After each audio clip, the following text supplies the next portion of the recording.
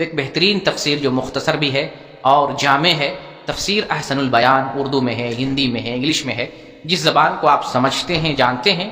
تو اس زبان میں اس تفسیر کو حاصل کریں،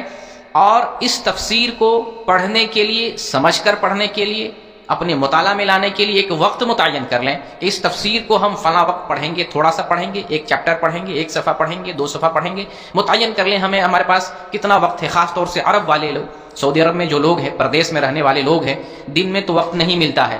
کام پہ ہوتے ہیں، ڈیوٹی پہ ہوتے ہیں، تو مغرب کے وقت بھی ان کے لیے مناسب وقت نہیں ہے۔ کھانا کھا کر عشاء کے بعد تفسیر کو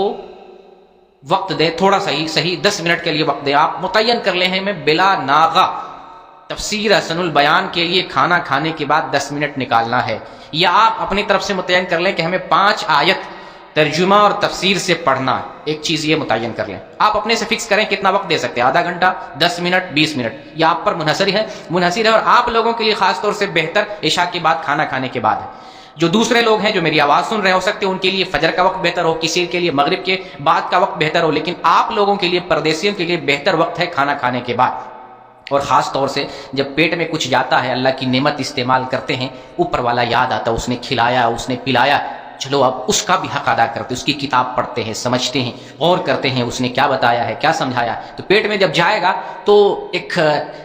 احساس پیدا ہوگا، شعور پیدا ہوگا، اپنے خالق کو جانتے ہیں، اپنے خالق کی کتاب پڑھتے ہیں، اپنے مالک کو پہچانتے ہیں، اپنے مالک کے احکام کو جانتے ہیں، تاکہ ہم اس پر عمل کر سکیں۔ تو عشاء کے بعد یہ بہتر وقت ہے، کتنا وقت دیں گے یہ آپ پر ڈیپینڈ ہے، لیکن یہ متعین کر لیں کہ ڈیلی مجھے پڑھنا ہے۔ ایک دن اگر جمعے کا دن چلو چھٹی کا دن نکال دیتے ہیں، باقی ہفتے کے جو 6 ایام ہے، ڈیلی مجھے 10 منٹ تفسیر احسن البیان پڑھنے میں، ترجمہ تفسیر پڑھنے میں لگانا۔ یہ ہم نے متعین کر لیا، وقت متعین کر لیا، اور کتنا پڑھنا ہے بلا ناغہ آپ یہ متعین کر لیں تو انشاءاللہ آپ کو ہمیشہ وقت ملے گا۔ اگر اپنے آپ کو پابند بنا لیتے ہیں تو آپ کو وقت ملے گا، پابند نہیں بنائیں گے تو زندگی میں وقت نہیں ملے گا۔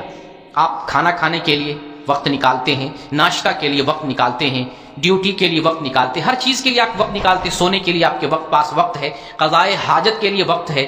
دنیا کے کام اور مشاغل کے لیے آپ وقت جیسے نکالتے ہیں، ویسے اگر آپ پابندی سے اپنے اوپر لازم کر لیں کہ ہمیں 10 منٹ 20 منٹ عشاء کے بعد یہ تفسیر پڑھنی، اگر پابندی کر لیں تو انشاءاللہ اس پابندی کی بنیاد پر آپ کو پہلے سے شوق ہوگا، کب کھانا کھائیں گے، کب تفسیر لے کے بیٹھیں گے۔ ایک چیز یہ ہو جائے۔ دوسری چیز یہ ہے کہ آپ کے ہاتھ میں قلم اور کاغذ ہو،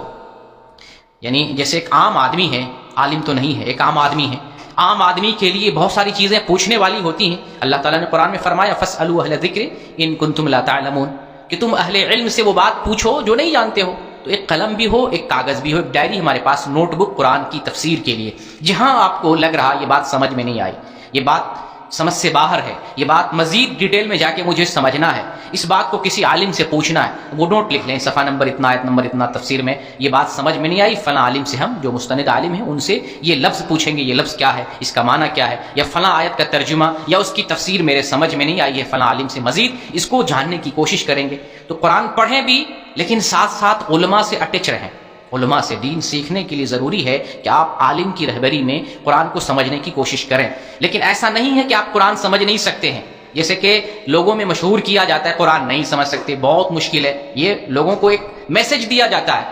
کہ تم قرآن کو سمجھ نہیں سکتے ہو، یہ میسج دیا جا سکتا ہے، یہ میسج غلط ہے۔ قرآن کو ہم سب سمجھ سکتے ہیں، کیونکہ یہ قرآن کسی ایک خاص کے لیے نہیں ہے، یہ قرآن ساری انسانیت کے لیے، تو ساری انسانیت اس قرآن کو، اس کتاب کو سمجھ سکتی ہے۔ اللہ تعالیٰ انسان کے لیول کو جانتا ہے، انسان کی سمجھ کو، اس سینس کو سمجھ رہا ہے، اسی نے تو ہمیں سینس دیا ہے، تو اس کو پتہ نہیں کہ اس انسان کو کون سا سلیبس دینا چاہیے۔ جب ہم اسکول میں سلیبس بناتے ہیں، 1 کلاس کا بچہ اس اسٹینڈرڈ کی کتاب پڑھے گا، 2nd کلاس کا بچہ اس اسٹینڈرڈ کی کتاب پڑھے گا، 3rd کلاس کا بچہ اس اسٹینڈرڈ کی کتاب پڑھے گا۔ اسکول کے جو انتظامیہ کمیٹی والے لوگ ہوتے ہیں وہ بچوں کے لیول کے حساب سے بک سلیبس میں متعین کرتے ہیں۔ اللہ ہمارے سلیبس کو جانتا ہے، ہمیں بنانے والا اسی نے عقل دیا، اسی نے سمجھ دی، اسی نے ہمیں بنایا، وہ ہمارا خالق اور مالک ہے، تو وہ جانتا ہے، سمجھتا ہے کہ ہمیں کون سی کتاب دی جائے گی تو ہم سمجھ سکتے ہیں، تو ہمارے خالق نے ہمیں وہ کتاب دی جس کو ہم سمجھ سکتے ہیں۔ لہذا جو عالم یہ کہتے ہیں کہ تم قرآن کو اگر سمجھنا چاہو سمجھ نہیں سکتے ہو، وہ جھوٹ بولتے ہیں، غلط بولتے ہیں، غلط میسج دے رہے ہیں۔ قرآن آسان ہے، ہم سمجھ سکتے ہیں، لیکن ساتھ ساتھ مزید ایک بات آپ کو یہ بتاؤں کہ آپ اپنے ساتھ جو ہے علماء سے اٹیچ رکھیں، اپنے آپ کو علماء سے اٹیچ رکھیں، علماء سے رابطے میں رہیں، اپنے ساتھ ایک قلم رکھیں، نوٹ بک رکھیں، جہاں جو چیز آپ کے لیے مشکل ہے وہ چیز کو آپ علماء سے پوچھیں. جب قرآن شروع کریں گے الحمدللہ اعوذ باللہ من الشیطان الرجیم بسم اللہ الرحمن الرحیم الحمدللہ رب العالمین، یعنی ساری تعریف اس اللہ کے لیے ہے جو سارے جہان کا رب ہے. جب ہم نے ترجمہ پڑھا تو ان کو سمجھ میں آ رہا ہے ساری تعریف کا مستحق اللہ رب العالمین، یہاں میں کوئی پریشانی نہیں ہوئی. اسی طریقے سے قرآن پڑھتے جائیں کوئی پریشانی نہیں ہوگی. جہاں مشکل لگے وہ چیز کو لکھ لیں اور عالم سے پوچھ لیں یہ بات مجھے سمجھ میں نہیں ہے، یہ بات کو ہمیں سمجھا دیں. تو انشاءاللہ آج تہیہ کریں گے قرآن پڑھنے کے لیے عشاء کے بعد، یا جو وقت مناسب ہو. میں سمجھتا ہوں آپ کے لیے بہتر وقت عشاء کے بعد ہے. 10-15 منٹ جو نکال سکتے ہیں وہ نکالیں اور قرآن کو ترجمہ اور تفسیر سے پڑھیں. تاکہ ایسا کر لیں گے تو انشاءاللہ قرآن کے جو 5 حقوق میں نے ابھی بتائے ہیں انشاءاللہ وہ سارے حق کو آپ ادا کرنے کی کوشش کریں گے.